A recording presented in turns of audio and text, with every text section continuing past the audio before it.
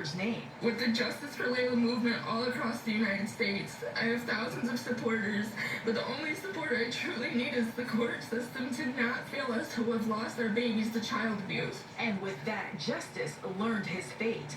Sentenced to the Michigan Department of Corrections for a period of 150 months to 360 months with 117 days served. But for this mom, justice was not served. I don't think that 12 and a half years is enough. Come on. In Southfield, Ingrid Kelly, Fox 2 News. Well, two terrifying attacks are reported at Detroit Metro Airport. The sexual assault attempts happened in the Big Blue Deck parking garage. An airline employee telling us that around 7:30 on Tuesday, she was on the top floor of the garage when a man grabbed her and started hitting and punching her. She did manage to get away. Passengers, as you can well imagine, are pretty concerned. I do sometimes travel alone, and it makes me think I need to be really aware, and and more confidently, but still to be aware. And what would I do in that situation? One attack happened on Saturday, the other on Tuesday. The police department has assigned additional patrols around the clock at the Big Blue Deck and McNamara parking deck until further notice. The body of an elderly Detroit man found stuffed in a trash can with his hands bound. 76-year-old Walter Dansby disappeared about 3.5 months ago. He was last seen at his home on Gable Street on the east side, and that's where his body was found today. A neighbor in the area, smelled an odd odor. He went to investigate, called us. Fortunately, we did find an individual wrapped in a blanket in a container in a river location. And we're told Dansby was found in a trash bin behind his home. So far, it's not clear how he died.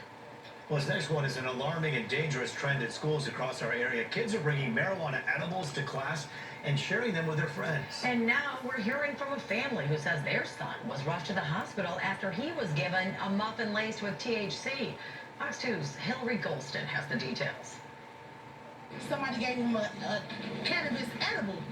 So I said, what? Are you serious? I said, I'm on my way to the school now. That's the aunt of a 7th grader at University Yes Academy, who, as you might imagine, was blown away to discover the 13-year-old was given a marijuana edible at school.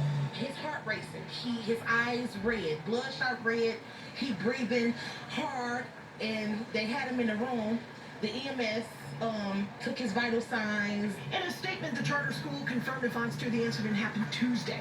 They say a student brought food from home to the school and shared it with a few classmates. Later in the day, some of those students became sick.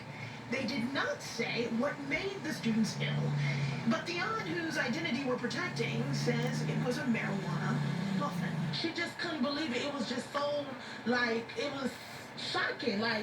A kid bringing a cannabis edible muffin to school. The teen's aunt shared the results of a drug test after his family took him to the hospital. It turned up positive for cannabinoids. You just never know. Just be cautious about what your child put in their book bag, what they bring to the school, because anything can happen. The school says it's investigating, and they're not sure if the student who brought the food or that child's parents will face discipline at this point. They say once the investigation is complete, if laws or school policy were violated, the responsible parties will be disciplined and the police notified. What if my nephew was up under a medical condition and he fainted and died, or anything just could happen? It's just unbelievable, and we want more answers to this. Hillary Golston, Fox 2 News.